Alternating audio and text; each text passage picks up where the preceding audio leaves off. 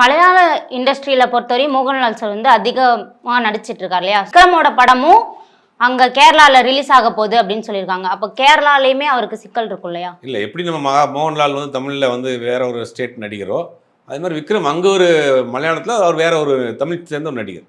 அப்போ அங்கே யாருக்கு இம்பார்ட்டன்ட் கொடுப்பாங்க? கேரளாவில்னா மோகன்லால் படத்தை இம்பார்ட்டன்ட் கொடுப்பாங்க.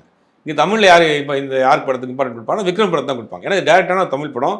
அந்த டேரக்டர் ஆல்ரெடி ப்ரூஃப் பண்ணி சேதுபதி சித்தா மாதிரி ஹிட் கொடுத்த ஒரு டேரக்டர். இந்த படத்துக்கு நல்ல ஒரு ஓப்பனிங் இருக்குது. வந்த டீசராக இருக்கட்டும், பாட்டாக இருக்கட்டும், எல்லாமே நம்ம ஒரு பெரிய ஹைப் கிரியேட் பண்ணியிருக்கு. இந்த படத்துக்கு மேலே ஒரு பெரிய எதிர்பார்ப்பு இருக்குது. அப்படிங்கும் போது 2 பார்ட்டாக வருது. செகண்ட் பார்ட் ஃபஸ்ட் ரிலீஸ் பண்ணிட்டு அப்புறம் ஃபஸ்ட் பார்ட் அப்புறம் 2வது ரிலீஸ் பண்ணுறாங்க. இந்த படத்துக்கு ஒரு எதிர்பார்ப்பு இருக்குது. விக்ரமுக்கு அங்கே கேரளாவில் ஒரு ஆடியன்ஸ் இருந்தாலும் கூட அங்கே யாருக்கு ஃபஸ்ட் ப்ரிஃபரன்ஸ் கொடுப்பாங்க? ரெண்டும் ஒரே டைமில் இந்த படம் ரிலீஸ் ஆகுது.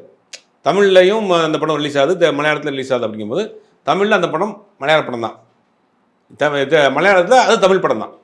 அப்படிங்கும்போது அந்த வேரியேஷனை தான் பார்ப்பாங்க.